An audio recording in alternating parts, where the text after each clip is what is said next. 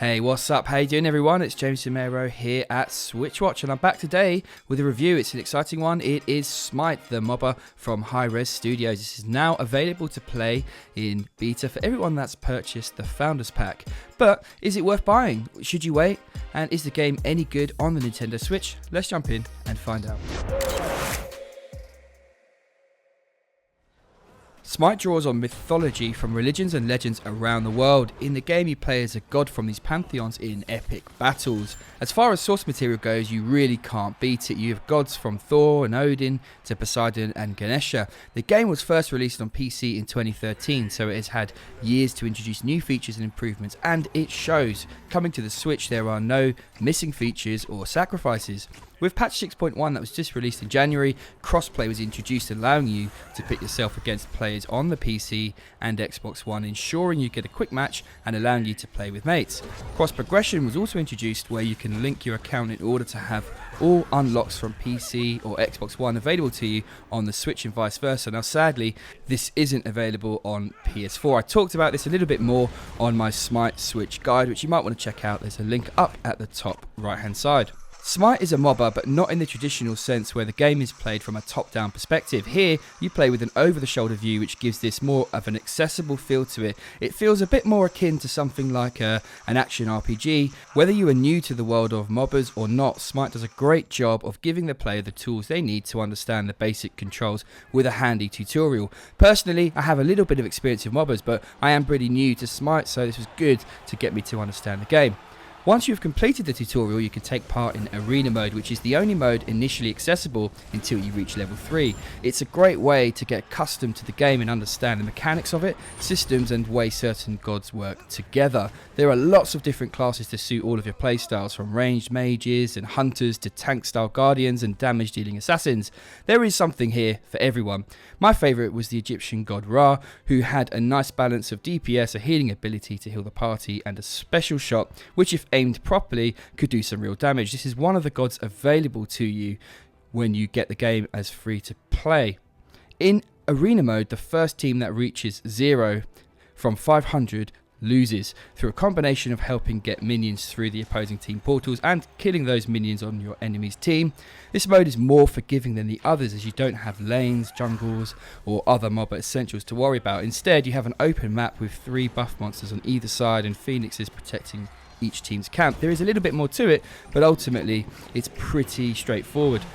The action is fast and furious, and the controls just make sense. You use the left stick to move and the right stick to aim. Each character has 4 skills that are used by pressing X, A, Y and B. Each class plays differently and the skills vary wildly. Some will smash every opponent near you, whilst others need to be aimed and timed more carefully. Like any complex online game, there is a lot to it and it can be quite confusing at first. Yes, the tutorial does a good job, but past that there is a hell of a lot to learn, from the basics like how to strafe left and right and when to do that, to how to use your crowd control spells. There's definitely going to be a lot of learning for people. This challenge, though, is the reason why people have sunk well over 1,000 hours into this game. There are over 90 gods to play as, each with a unique set of skills and multiple builds to figure out across multiple game modes. Once you hit level 3, you unlock Joust, which is a more familiar MOBA experience that takes place in a small 3v3 single lane map with a small side jungle. In this mode, you need to take out your enemies Tower, Phoenix and Titan. The respawn times is longer and you will need to work together in order to achieve success. I really thoroughly enjoyed this mode. It features some of the MOBA strategies, but it's easier to get to grips with than the game's most popular mode, Conquest, which is unlocked at level 5. If you've played League of Legends or Dota 2, this mode will be the one you are most accustomed to. It's a 5v5 3-lane battle in which you do really need to know your specific role and where you should be going to on the map. As someone without a huge amount of experience with MOBAs, I find this game to be more fun than most other MOBAs. It's definitely challenging, and we haven't even begun to talk about leveling up characters, items and builds. There's a lot for you to discover, and there is no end to the amount of learning and improvements you can make. There are other modes as well ranging from 1v1 jousts to 4-on-4 battles. You do get a lot to unlock as you get further in, and I think as much as you want to play all the different modes at the beginning, the game does understand that you do need to be taken through a journey, and they become more complex as you get further in and can choose to play different modes, including teaming up with mates and playing against AI enemies. Now, one thing to point out is the game is only playable online, so you have a portable Switch, but you can't necessarily just pick up and play this without any internet signal. Now, obviously, if you can tether and get good enough signal somewhere on the move, then that's great, but just don't be expecting to play this offline on your own. Let the hunt begin.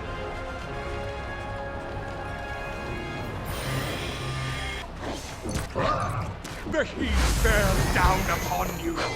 Chris Rickwood of Hi-Rez Studios has been the lead audio composer behind SMITE, and as a game that has been out for 6 years, there is a huge catalogue of themes, songs and voice lines. The music is epic and worthy of the theme of the game. Each pantheon has its own set of tracks, and each god has multiple voice lines which are well recorded. Interestingly, you can acquire alternative voices for each god, different home screen tracks and alternate announcer voices. The sound effects are no slouch either. Spells and attacks are loud and recognisable and add to the sense of being in an epic battle.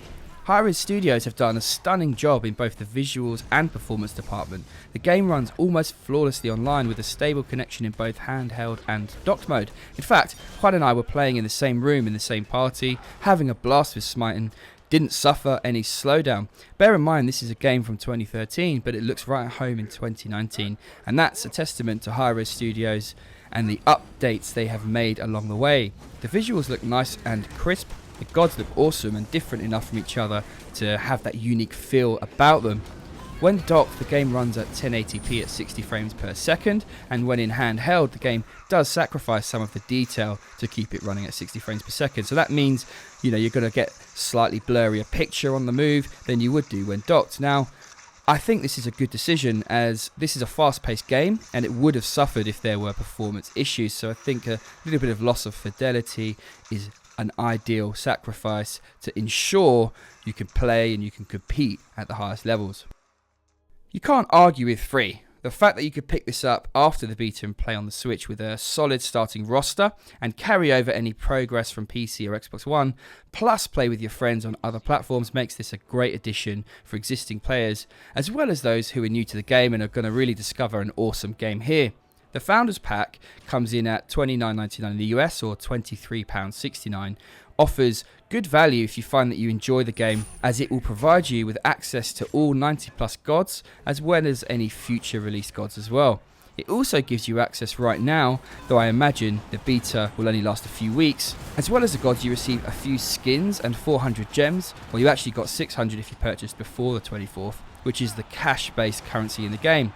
I like that it's only cosmetic items that you can use this currency for that can be purchased, as this stops any pay-to-win concerns that just really bring a downer to me personally. The value on gems is questionable, as I found the skins to be quite expensive. Of course, you are getting the game for free and don't need to purchase these, so I guess in that regard it is pretty fair. All gods can be purchased with favour, which is the in-game currency, and it won't take you too long to receive enough to start unlocking gods. There is also a handy rental system where you can pay a smaller amount to test out a god before committing, which I really like. Add to this, each week there are rotating gods that you can play with, and you have to say the game does a pretty fair job of not keeping the content restricted to people. You get to play with different gods weekly, you can unlock them, you can rent them, and I have to say that does make it quite fair. Overall, SMITE serves up an interestingly different MOBA experience that retains the strategic elements and varied play options. The port here is excellent, and the additions of cross-play and cross-progression ensure seasoned players have a genuine choice to play on the Switch. There is enough depth here to keep you playing for countless hours, and the options to play for free means that everyone can give it a try. SMITE is a great game that is right at home on the Switch, and for me, this makes it an easy 9 out of 10, a great game.